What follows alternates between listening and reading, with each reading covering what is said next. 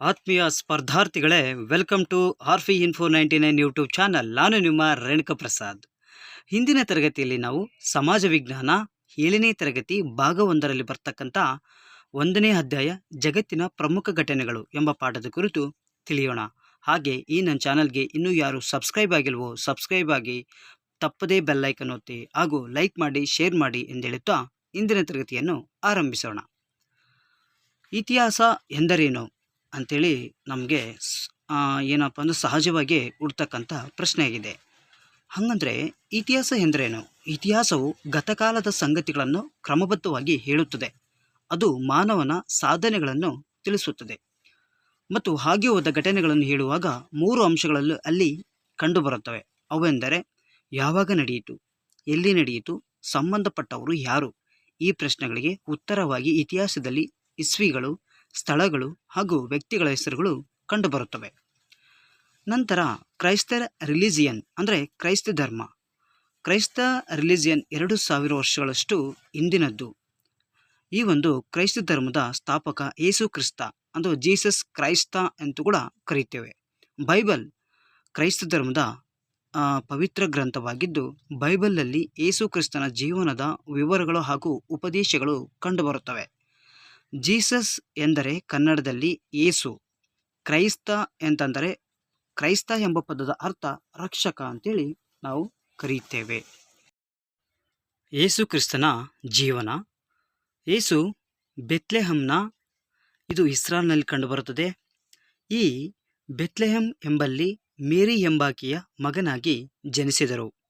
ಅವರಿಗೆ ಸುಮಾರು 30 ವರ್ಷಗಳವಾದಾಗ ಮನೆಯಿಂದ ಹೊರಟು ಬಡವರು ಮತ್ತು ದೀನರ ಸೇವೆಯನ್ನು ಮಾಡತೊಡಗಿದರು. ಕರುಣೆಯೇ ಧರ್ಮದ ಮೂಲವೆಂದು ಕಥೆಗಳ ಮೂಲಕ ಉದಾಹರಣೆಗಳು ನೀಡಿ ಉಪದೇಶ ಮಾಡುತ್ತಿದ್ದರು. ಯೇಸುವಿನ ಅನುಯಾಯಿಗಳು ಹೆಚ್ಚಾದಂತೆ ಅವರ ವಿರೋಧಿಗಳ ಸಂಖ್ಯೆಯೂ ಕೂಡ ಹೆಚ್ಚಿತು. ಧಾರ್ಮಿಕ ಮುಂದಾಳುಗಳು ಯೇಸುವನ್ನು ವಿರೋಧಿಸಿದರು.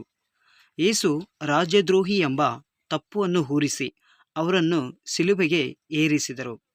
ಅಪರಾಧಿಗಳಿಗೆ ಆ ಕಾಲದಲ್ಲಿ ನೀಡುತ್ತಿದ್ದ ಮರಣದಂಡನೆ ಎಂದರೆ ಶಿಲುಬೆಗೇರಿಸುವುದಾಗಿತ್ತು. ಯೇಸು ಕ್ರಿಸ್ತನ ಬೋಧನೆಗಳು. ಮೊದಲನೆಯದು, ನಾವೆಲ್ಲ ದೇವರ ಮಕ್ಕಳು, ನಾವೆಲ್ಲ ಸಹೋದರರು ಎಂದು ಯೇಸು ಸಾರಿ ಹೇಳಿದರು. ಪಾಪಗಳನ್ನು ಮಾಡದೆ ಶುದ್ಧ ಜೀವನ ನಡೆಸಬೇಕೆಂದು ಬೋಧಿಸಿದರು.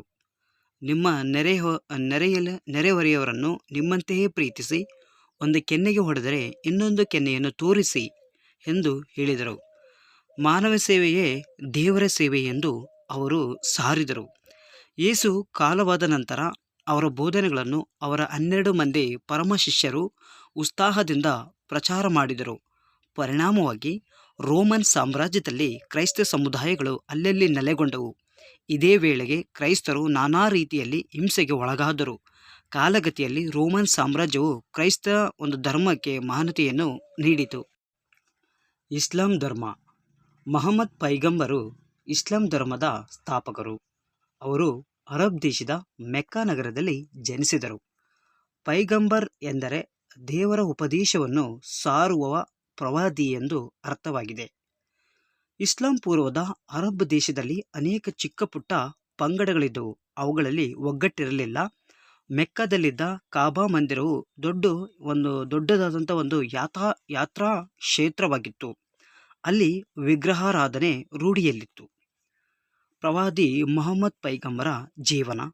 ಮೊಹಮ್ಮದರ ತಂದೆ ಅಬ್ದುಲ್ಲಾ, ತಾಯಿ ಅಮೀನಾ. ಪ್ರಾರಂಭದಲ್ಲಿ ಇವರು ಚಿಕ್ಕಪ್ಪನಿಗೆ ವ್ಯಾಪಾರದಲ್ಲಿ ಸಹಾಯ ಮಾಡುತ್ತಿದ್ದರು. ಮುಂದೆ ಖದೀಜಾ ಎಂಬ ಧನಿಕ ವಿಧವೆಯೊಬ್ಬಳನ್ನು ಇವರು ತನ್ನ ವ್ಯಾಪಾರದ ಪ್ರತಿನಿಧಿಯನ್ನಾಗಿ ನೇಮಿಸಿಕೊಂಡಳು. ಮುಂದೆ ಮೊಹಮ್ಮದರ ಸರಳತೆ ಮತ್ತು ಪ್ರಾಮಾಣಿಕತೆಯನ್ನು ಮೆಚ್ಚಿಕೊಂಡು ಅವರನ್ನು ಮದುವೆಯಾದಳು. ಮೊಹಮ್ಮದರು ತಮ್ಮ 40ನೇ ವಯಸ್ಸಿನಿಂದ ಮೊಹಮ್ಮದರು ಪ್ರಾರ್ಥನೆ ಮತ್ತು ಧ್ಯಾನಗಳಲ್ಲಿ ಮಗ್ನರಾಗುತ್ತಿದ್ದರು. ಕಾಲ ಸರಿದಂತೆ ದೇವರ ಸಂದೇಶಗಳನ್ನು ಸಾರಲು ಆರಂಭಿಸಿದರು. ಅಂತಹ ಸಂದೇಶಗಳನ್ನು ಒಳಗೊಂಡ ಗ್ರಂಥವೇ ಇಸ್ಲಾಮಿನ ಮೂಲ ಗ್ರಂಥ ಕುರಾನ್. ಇದು ಅರೇಬಿಕ್ ಭಾಷೆಯಲ್ಲಿ ಕಂಡುಬರುತ್ತದೆ. ಇಸ್ಲಾಂ ಪದದ ಅರ್ಥ ಶರಣಾಗತಿ. ಮುಸ್ಲಿಂ ಎಂದರೆ ಅಲ್ಲನಿಗೆ ಶರಣಾದವರು ಎಂದು ಅರ್ಥವಾಗಿದೆ. ಕಾಲಕ್ರಮೇಣ ಪ್ರವಾದಿಯವರ ಅನುಯಾಯಿಗಳ ಸಂಖ್ಯೆ ಹೆಚ್ಚಿತು. ಆ ಕಾಲದ ಧಾರ್ಮಿಕ ಆಚಾರ ವಿಚಾರಗಳನ್ನು ಅವರು ಟೀಕಿಸಿದ್ದರಿಂದ ಅವರ ವಿರೋಧಿಗಳ ಸಂಖ್ಯೆ ಸಹ ಬೆಳೆಯಿತು. ಹೀಗಾಗಿ ಅವರು ಮೆಕ್ಕಾದಿಂದ ಮದೀನಕ್ಕೆ ವಲಸೆ ಹೋಗಬೇಕಾಯಿತು. ಪ್ರವಾದಿಯವರ ಮೆಕ್ಕಾದಿಂದ ಮದೀನಕ್ಕೆ ಹೋದ ವರ್ಷದಿಂದಲೇ ಮುಸಲ್ಮಾನರು ಹಿಜ್ರಾ ಶಕೆ ಆರಂಭವಾಯಿತೆಂದು ತಿಳಿದರು. ಮದೀನದಲ್ಲಿ ಜನರು ಮಹಮ್ಮದರನ್ನು ಸ್ವಾಗತಿಸಿದರು. ಮುಂದೆ ಅವರು ಮೆಕ್ಕಾವನ್ನು ಗೆದ್ದುಕೊಂಡರು. ಅಲ್ಲಿದ್ದ ವಿಗ್ರಹಗಳನ್ನು ತೆಗೆಸಿದರು. ಅಲ್ಪ ಕಾಲದಲ್ಲೇ ಇಡೀ ಅರಬ್ ದೇಶದಲ್ಲಿ ಇಸ್ಲಾಂ ಧರ್ಮ ಹರಡಿತು. ಇಸ್ಲಾಂ ಧರ್ಮದ ಬೋಧನೆಗಳು: ಅಲ್ಲನ ಹೊರತು ಬೇರೆ ದೇವರಿಲ್ಲ. ಮಹಮ್ಮದ್ ಅವರ ದೇವರ ಪ್ರವಾದಿ. ದೇವರನ್ನು ಯಾವ ಮೂರ್ತಿಯ ರೂಪದಲ್ಲಿ ಪೂಜೆ ಮಾಡಬಾರದು ಎಂದು ಹೇಳಿದನು. ಪ್ರತಿಯೊಬ್ಬ ಮುಸಲ್ಮಾನನು ದೇವರ ಸೇವಕನಾಗಬೇಕು, ಪ್ರಾಮಾಣಿಕನಾಗಿರಬೇಕು ಎಂದು ಹೇಳಲಾಗಿತ್ತು.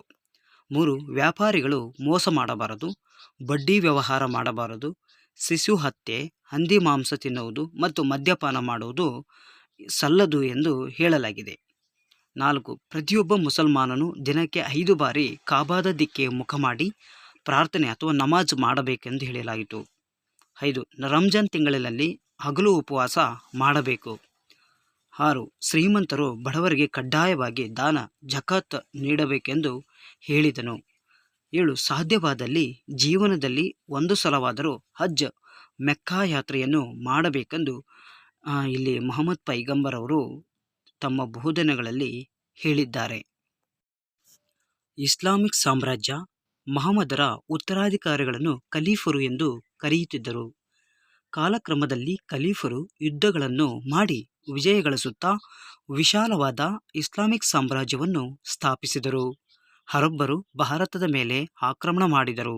ಅವರು ಸಿಂಧ್ ಪ್ರಾಂತವನ್ನು ವಶಪಡಿಸಿಕೊಂಡರಲ್ಲದೆ ಅಲ್ಲಿಯೂ ಕೂಡ ಇಸ್ಲಾಂ ಸಾಮ್ರಾಜ್ಯವನ್ನು ವ್ಯಾಪಿಸಿದರು. ಮುಂದೆ ಟರ್ಕರು ಅರಬ್ ಸಾಮ್ರಾಜ್ಯದ ಉತ್ತರಾಧಿಕಾರಿಗಳಾದರು. ಅವರು ಅಫ್ಘಾನಿಸ್ತಾನದ ಮೂಲಕ ಭಾರತವನ್ನು ಪ್ರವೇಶಿಸಿ ಹಲವಾರು ದಂಡಯಾತ್ರೆಗಳನ್ನು ನಡೆಸಿದರು. ಇವುಗಳ ಪರಿಣಾಮವಾಗಿ ಭಾರತದಲ್ಲಿ ದಿಲ್ಲಿಯಲ್ಲಿ ನೆಲೆಯೂರಲು ಇಸ್ಲಾಂ ಧರ್ಮ ಹರಡಲು ಕೂಡ ಇದು ಒಂದು ಪ್ರಮುಖ ಕಾರಣವಾಯಿತು. ಅರಬ್ಬರ ಕೊಡುಗೆಗಳು: ಅರಬ್ಬರು ಗ್ರೀಕ್, ರೋಮನ್ ಮತ್ತು ಭಾರತೀಯ ಜ್ಞಾನ ಮತ್ತು ವಿಜ್ಞಾನಗಳಲ್ಲಿ ತಮ್ಮದೇ ಆದಂತಹ ಒಂದು ನಾಗರಿಕತೆಯನ್ನು ಶ್ರೀಮಂತಗೊಳಿಸಿದರು. ಬಾಗ್ದಾದ್ ಒಂದು ಪ್ರಸಿದ್ಧ ವಿದ್ಯಾಕೇಂದ್ರವಾಗಿತ್ತು. ಅರಬ್ಬರು ಸಾಹಿತ್ಯ ಕ್ಷೇತ್ರಕ್ಕೆ ತಮ್ಮದೇ ಆದ ಕೊಡುಗೆಗಳನ್ನು ನೀಡಿದ್ದರು. ಅದರಲ್ಲಿ ಅರೇಬಿಯನ್ ನೈಟ್ಸ್, ಉಮ್ಮರ್ ಖಯ್ಯಾಮನ್ ಮತ್ತು ರುಬಾಯತ್ ಮತ್ತು ನಿರ್ಮಾಸಿಯ ಶಾನಾಮ ಇವು ಪರ್ಷಿಯನ್ ಭಾಷೆಯ ಶ್ರೇಷ್ಠ ಕೃತಿಗಳಾಗಿದ್ದವು. ಅರಬ್ಬರು ಬೀಜಗಣಿತ, ರಸಾಯನಶಾಸ್ತ್ರ ಮತ್ತು ಖಗೋಳಶಾಸ್ತ್ರಗಳಿಗೆ ಮಹತ್ವದ ಕೊಡುಗೆಗಳನ್ನು ನೀಡಿದ್ದರು. ಭಾರತೀಯರಿಂದ ಶೂನ್ಯವು, 0 ಸೇರಿದಂತೆ ಅಂಕೆಗಳ ಬಳಕೆಯು ಕೂಡ ಅರಿತುಕೊಂಡರು. ಮೆಕ್ಕಾ, ಮದೀನಾ, ಬಾಗ್ದಾದ್, ಜೆರುಸಲೆಂ ಮುಂತಾದ ಕಡೆ ಅವರ ಭವ್ಯ ಮಸೀದಿಗಳು ರಚನೆಗೊಂಡವು. ಯುನಾನಿ ಎಂಬ ವೈದ್ಯ ಪದ್ಧತಿಯು ಅರಬ್ಬರ ಕೊಡುಗೆಯಾಗಿದೆ. ನೋಡಿ, ಈ ಯುನಾನಿ ಎಂತಕ್ಕಂಥ ಒಂದು ವೈದ್ಯ ಪದ್ಧತಿ ಏನೈತಲ್ಲ, ಇದು ಎಕ್ಸಾಮ್ ಪರ್ಪಸ್ಸು ಕೇಳುವಂಥ ಚಾನ್ಸಸ್ ಬಹಳ ಇರುತ್ತದೆ. ಯುನಾನಿ ಎಂಬುದು ಇವರ ಒಂದು ಸಾಮ್ರಾಜ್ಯದಲ್ಲಿ ಕಂಡು ಬಂದಿತ್ತು ಅಂತ ಕೇಳ್ಬೋದು. ಇಲ್ಲ, ಯುನಾನಿ ಎಂಬುದು ಒಂದು ಡ್ಯಾಶ್ ಅಂತ ಹೇಳ್ಬೋದು. ಇದು ಒಂದು ವೈದ್ಯ ಪದ್ಧತಿನೋ, ಸಾಂಸ್ಕೃತಿಕನೋ, ಧಾರ್ಮಿಕ ಪದ್ಧತಿನೋ ಏನೋ ಒಂದು ರೀತಿ ಕೇಳ್ಬೋದು. ಬಟ್ ಯುನಾನಿ ಎಂಬುದು ಒಂದು ಪರೀಕ್ಷಾ ದೃಷ್ಟಿಯಿಂದ ಪ್ರಾಮುಖ್ಯತೆಯನ್ನು ಹೊಂದಿದೆ. ರಿಲಿಜಿಯಸ್ ಯುದ್ಧಗಳಂತ ಕೇಳ್ತೀವಿ, ಅಂದರೆ ಮತೀಯ ಯುದ್ಧಗಳು ಅಂತೇಳಿ ನಾವು ಕರಿತೀವಿ. ಧಾರ್ಮಿಕ ಯುದ್ಧಗಳಂತೇಳಿ ನಾವು ಕರಿತೀವಿ. ಯಹೂದಿಗಳು, ಕ್ರೈಸ್ತರು ಮತ್ತು ಮುಸಲ್ಮಾನರಿಗೆ ಪ್ಯಾಲೆಸ್ತೈನ್ ಹಾಗೂ ಅದರ ರಾಜಧಾನಿ ಒಂದು ಪವಿತ್ರ ಭೂಮಿಯಾಗಿತ್ತು. ಇದನ್ನು ವಶಪಡಿಸಿಕೊಳ್ಳುವುದಕ್ಕಾಗಿ ಕ್ರೈಸ್ತರು ಮತ್ತು ಮುಸಲ್ಮಾನರು 9 ಬಾರಿ ಯುದ್ಧವನ್ನು ಮಾಡಿದರು. ಈ ಯುದ್ಧಗಳನ್ನು ಇತಿಹಾಸದಲ್ಲಿ ಕ್ರೂಸೇಡ್ ಅಥವಾ ಮತೀಯ ಯುದ್ಧಗಳೆಂದು ನಾವು ಕರೆಯುತ್ತೇವೆ. ಮತೀಯ ಯುದ್ಧಗಳ ಕಾರಣ: ಪ್ಯಾಲೆಸ್ತೈನ್ ಅಟೋಮನ್ ಟರ್ಕರ ವಶದಲ್ಲಿದ್ದರೂ ಕ್ರೈಸ್ತರು ಬಹುಕಾಲದಿಂದ ಅಲ್ಲಿಗೆ ಯಾತ್ರೆಗಾಗಿ ಹೋಗಿ ಬರುತ್ತಿದ್ದರು. ಟರ್ಕರು ಜೆರುಸಲೆಂನ ಯಾತ್ರೆಗಳ ಮೇಲೆ ನಿಷೇಧ ಹೇರಿದ್ದು ಈ ಒಂದು ಯುದ್ಧಗಳಿಗೆ ಮೂಲ ಕಾರಣವಾಯಿತು. ಮೊದಲನೇ ಯುದ್ಧದಲ್ಲಿ ಸುಮಾರು 40,000 ಕ್ರೈಸ್ತರು ಯುರೋಪಿನ ವಿವಿಧ ದೇಶಗಳಿಂದ ಕಾಲ್ನಡಿಗೆಯಲ್ಲಿಯೇ ಜೆರುಸಲೆಂನತ್ತ ಮುನ್ನುಗ್ಗಿ ಅದನ್ನು ವಶಪಡಿಸಿಕೊಂಡರು. ಆದರೆ ಮುಂದಿನ ಯಾವ ಯುದ್ಧದಲ್ಲಿಯೂ ಕೂಡ ಕ್ರೈಸ್ತರು ಹೇಳಿಕೊಳ್ಳುವಂತಹ ಜಯ ಸಾಧಿಸಲಿಲ್ಲ. ದುರಂತಮಯವಾಗಿದ್ದ 4ನೇ ಕ್ರೂಸೈಡ್ನಲ್ಲಿ ಯುರೋಪಿನ ಸುಮಾರು 50,000 ಮಂದಿ ಭಾಗವಹಿಸಿದರು. ಆದರೆ ಕೆಲವರ ದಾರಿಯಲ್ಲಿಯೇ ಬಳಲಿಕೆಯಿಂದ ಅಸುನೀಗಿದರು. ಶತ್ರುಗಳ ಬಂಧಿತರನ್ನು ತಮ್ಮ ಗುಲಾಮರನ್ನಾಗಿ ಮಾಡಿಕೊಂಡರು. ಈ ಒಂದು ಯುದ್ಧದ ಪರಿಣಾಮಗಳು ಏನಾಯಿತಪ್ಪ ಅಂದಲ್ಲಿ, ಒಟ್ಟಿನಲ್ಲಿ ಪವಿತ್ರ ಭೂಮಿಯನ್ನು ವಶಪಡಿಸಿಕೊಳ್ಳುವುದರಲ್ಲಿ ಕ್ರೈಸ್ತರು ವಿಫಲರಾದರು. ಯುರೋಪ್ ಮತ್ತು ಏಷ್ಯಾದೊಳಗಿನ ಸಂಪರ್ಕ ಹಾಗೂ ವ್ಯಾಪಾರ ಸಂಬಂಧಗಳು ವೃದ್ಧಿಗೊಂಡವು. ಮಂಗೋಲರು. ಮಂಗೋಲಿಯಾ ಮಧ್ಯ ಏಷ್ಯಾದ ಸಮೃದ್ಧ ಹುಲ್ಲು ಮೈದಾನಗಳ ನಾಡು. ಇಲ್ಲಿನ ಅಲೆಮಾರಿ ಜನರೇ ಮಂಗೋಲರು. ಪಶುಪಾಲನೆ ಅವರ ಮುಖ್ಯ ವೃತ್ತಿಯಾಗಿತ್ತು. ಚಂಗಿಸ್ ಖಾನ್. ಮಂಗೋಲರನ್ನು ಚಂಗಿಸ್ ಖಾನ್ ಒಂದುಗೂಡಿಸಿ ಏಷ್ಯಾದಲ್ಲಿ ವಿಶಾಲವಾದ ಸಾಮ್ರಾಜ್ಯವನ್ನು ಕಟ್ಟಿದನು. ಆದರೆ ಈತನು ಮಾಡಿರುವ ಅಮಾನುಷ ಕೃತ್ಯಗಳು ಇತಿಹಾಸವನ್ನು ಓದುವವರ ಮೈ ನಡುಗಿಸುವಂತೆ ಇದೆ. Kublai Khan. Kublai Khan Genghis ಖಾನನ ಮೊಮ್ಮಗನಾಗಿದ್ದು ಚೀನಾ ದೇಶದ ಚಕ್ರವರ್ತಿಯಾಗಿ ಕುಬ್ಲಾಯ್ ಖಾನ್ ಮೆರೆದನು. ಉತ್ತಮ ಆಡಳಿತಗಾರ, ದಯಾಳು ಸಾಮ್ರಾಟ. ಇವನು ಅನೇಕ ಜನಪರ ಕಾಮಗಾರಿಗಳನ್ನು ಕೈಗೊಂಡನು. ಕ್ಷಾಮಗಳು ತಲೆದೂರಿದಾಗ ಹಸಿದವರಿಗೆ ಅನ್ನದಾನ ಮಾಡಿದನು. ಕಲೆ ಮತ್ತು ವಿದ್ವಾಂಸರಿಗೆ ಪ್ರೋತ್ಸಾಹವನ್ನು ಕೂಡ ನೀಡುತ್ತಿದ್ದನು. ಚೀನಾ ದೇಶದ ಧರ್ಮ ಸಂಸ್ಕೃತಿಗಳು ಕುಬ್ಲಾಯ್ ಖಾನನ ಮೇಲೆ ಪ್ರಭಾವ ಬೀರಿದವು. ಈತನು ಬೌದ್ಧ ಮತಕ್ಕೆ ಪರಿವರ್ತನೆಗೊಂಡನು. ಉತ್ತಮರ ಸಂಪರ್ಕದಿಂದ ಪರಿವರ್ತನೆ ಸಾಧ್ಯ ಎಂಬುದಕ್ಕೆ ಕುಬ್ಲಾಯ್ ಖಾನನು ಒಳ್ಳೆಯ ನಿದರ್ಶನವಾಗಿದ್ದಾನೆ. ತೈಮೂರ್. ಕಾಲಗತಿಯಲ್ಲಿ ಅವನತಿ ಕಂಡ ಕುಬ್ಲಾಯ್ ಖಾನನ ಸಾಮ್ರಾಜ್ಯವನ್ನು ತೈಮೂರ್ ಮತ್ತೊಮ್ಮೆ ಕಟ್ಟಿದನು. ತೈಮೂರ್ ಅತಿ ಕ್ರೂರಿ. ಪರ್ಷಿಯಾ, ಇರಾಕ್, ಸಿರಿಯಾ, ಅಫ್ಘಾನಿಸ್ತಾನ್ ಹಾಗೂ ರಷ್ಯಾದ ಅನೇಕ ಭಾಗಗಳನ್ನು ಆಕ್ರಮಣ ಮಾಡಿ ವಿಶಾಲ ಸಾಮ್ರಾಜ್ಯವನ್ನು ಕಟ್ಟಿದ. ಭಾರತವನ್ನು ಆಕ್ರಮಣ ಮಾಡಿ ಮೊಘಲ್ ಅಥವಾ ಮಂಗೋಲ್ ರಾಜ್ಯವನ್ನು ಸ್ಥಾಪಿಸಿದ. ಬಾಬರ್ ಇದೇ ಸಂತತಿಗೆ ಸೇರಿದ ಪ್ರಮುಖ ಸುಲ್ತಾನನಾಗಿದ್ದನು. ಆಟೋಮನ್ ಟರ್ಕರು. ಅಲೆಮಾರಿ ಜನಾಂಗಕ್ಕೆ ಸೇರಿದ ಟರ್ಕರ ಮೂಲಸ್ಥಾನ ಮಧ್ಯ ಏಷ್ಯಾದ ತುರ್ಕಿಸ್ತಾನ್, ಅಂದರೆ ಈಗಿನ ತುರ್ಕ್ಮೇನಿಸ್ತಾನ್ ಅಂತ. ಇವರು ಇಸ್ಲಾಂ ಅನುಯಾಯಿಗಳಾಗಿದ್ದರು. ಕುಬ್ಲಾಯ್ ಖಾನನ ಸಾಮ್ರಾಜ್ಯದ ಅವನತಿ ಕಂಡ ಬಳಿಕ ಟರ್ಕರ ಸುತ್ತಮುತ್ತಲಿನ ವಿಶಾಲವಾದ ಪ್ರದೇಶಗಳನ್ನು ಆಕ್ರಮಿಸಿಕೊಂಡರು.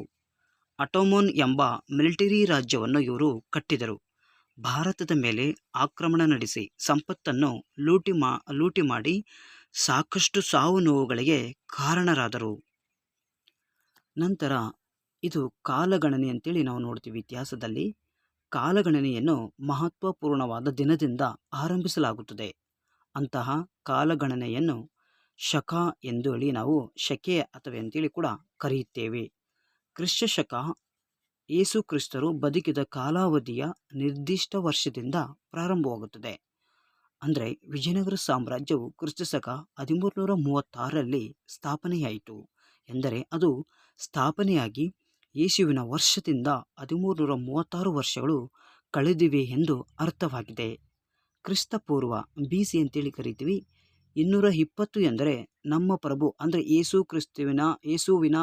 ಯೇಸು ಪ್ರಭುವಿನ ವರ್ಷಕ್ಕೆ ಮುನ್ನ 220 ವರ್ಷಗಳ ಹಿಂದೆ ಎಂದು ಅರ್ಥವಾಗಿದೆ. ಕಾಲಗಣನೆಯನ್ನು ಇನ್ನಿತರ ಶಕೆಗಳಲ್ಲಿಯೂ ಅಳತೆ ಮಾಡುತ್ತಾರೆ.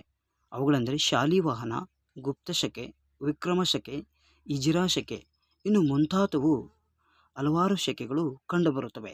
ಸಾಮಾನ್ಯವಾಗಿ ಈಗ ಇತಿಹಾಸ ನಿರೂಪಣೆಯಲ್ಲಿ ಸಾಮಾನ್ಯ ಶಕ ಎಂದು ನಾವು ಕರೆಯುವುದು ರೂಢಿಯಲ್ಲಿದೆ. ಒಂದು ಶತಮಾನವೆಂದರೆ 100 ವರ್ಷಗಳು. ನಾವು ಸಾಮಾನ್ಯ ಶಕ 21ನೇ ಶತಮಾನದವರು ಅಂದರೆ 2001ರಿಂದ 2100ರವರೆಗೆ ಎಂದು ನಾವು ಹೇಳಲಾಗುತ್ತದೆ. ಕಾಲಗಣನೆ. ಈ ಒಂದು ಕಾಲಗಣನೆ ಅದೆಯಲ್ಲ, ಇದು ವಂದಿಸಿ ಬರೆಯಿರಿ ಅಥವಾ GPS ಸ್ಟಾರ್ ಆಗಿರ್ಬೋದು, ಸ್ಟಾರ್ ಆಗಿರ್ಬೋದು, TET ಎಕ್ಸಾಮ್ಸ್ ಆಗಿರ್ಬೋದು, ಇನ್ನಿತರೆ ಕಾಂಪಿಟೇಟಿವ್ ಎಕ್ಸಾಮ್ಸ್ನಲ್ಲಿ ಕಾಲಗಣನೆ ಎನ್ನುವಂಥ ಅಂಶಗಳ ಮೇಲೆ ಖಂಡಿತ ಪ್ರಶ್ನೆಗಳು ಕೇಳುವಂತಹ ಸಾಧ್ಯತೆ ಇರ್ತವೆ. ಇವು ವಂದಿಸಿ ಬರೀರಲ್ಲಿ ಕೇಳ್ತಾರೆ. ಆ ಒಂದು ಪ್ಯಾಟ್ರನ್ನಲ್ಲಿ ಈ ರೀತಿಯಾಗಿ ಕೆಲವು ಮೊಹಮ್ಮದ್ ಪೈಗಂಬರು, ಕುಬ್ಲಾಯ್ ಖಾನ್, ಚಂಗೀಸ್ ಖಾನ್ ಅಂತ ಕೊಟ್ಬಿಟ್ಟು ಅವರು ಯಾವ ಒಂದು ಕಾಲಮಾನಕ್ಕೆ ಸೇರಿದವರು ಅಂತೇಳಿ ಈ ಒಂದು ಭಾಗದಲ್ಲಿ ಕೊಟ್ಟು ಕೇಳ್ತಾರಲ್ಲ, ಆವಾಗ ಈ ಒಂದು ಪ್ರಶ್ನೆಗಳು ನಮಗೆ ಹೆಲ್ಪ್ ಆಗ್ತವೆ. ಸೊ ಹಂಗಾಗಿ ಈ ಒಂದು ಮಾಹಿತಿ ನಮಗೆ ಪರೀಕ್ಷಾ ದೃಷ್ಟಿಯಿಂದ ತುಂಬ ಪ್ರಮುಖವಾಗಿದೆ. ಇದರ ಮೇಲೆ ಗಮನ ಹರಿಸುವುದು ಸೂಕ್ತ. ಈಗ ನೋಡೋಣ, ಮತೀಯ ಯುದ್ಧಗಳು 12 ಮತ್ತು 13ನೇ ಶತಮಾನದಲ್ಲಿ ನಡೆದವು. ಮಕ್ಕಳ ಕ್ರೂಸೈಡ್ ಅಂತೇಳಿ ಕರಿತೀವಿ. ಇದು 1212ರಲ್ಲಿ ಕಂಡುಬರುತ್ತದೆ. ಪ್ರವಾದಿ ಮಹಮ್ಮದ್ ಪೈಗಂಬರ್ ಅವರ ಜೀವನ 569ರಿಂದ 632, ಇಜಿರಾಸಕೆ 622ರಿಂದ ಆರಂಭವಾಗುತ್ತದೆ. ಚಂಗಿಸ್ ಖಾನ್ 1162ರಿಂದ 1227, ಕುಬ್ಲೈ ಖಾನ್ 1215ರಿಂದ 1294, ತೈಮೂರ್ 1369ರಿಂದ 1405ರವರೆಗೆ. ಈ ಬೆತ್ಲೆಹೇಮ್ ಎನ್ನುವುದು ಜೆರುಸಲೆಂನ ಸಮೀಪದಲ್ಲಿರ್ತಕ್ಕಂಥ ಒಂದು ಚಿಕ್ಕ ಪಟ್ಟಣವಾಗಿದ್ದು, ಇದು ಇಂದಿನ ಇಸ್ರೇಲ್ನ ಜೂಡಿಯಾ ಎಂಬ ಪ್ರದೇಶದಲ್ಲಿ ಕಂಡುಬರುತ್ತದೆ. ಯೇಸು ಯಹೂದಿ ಅಥವಾ ಇಬ್ರೂ ಸಂತತಿಗೆ ಸೇರಿದ ಒಬ್ಬ ಮಹಾಪುರುಷನಾಗಿದ್ದಾನೆ.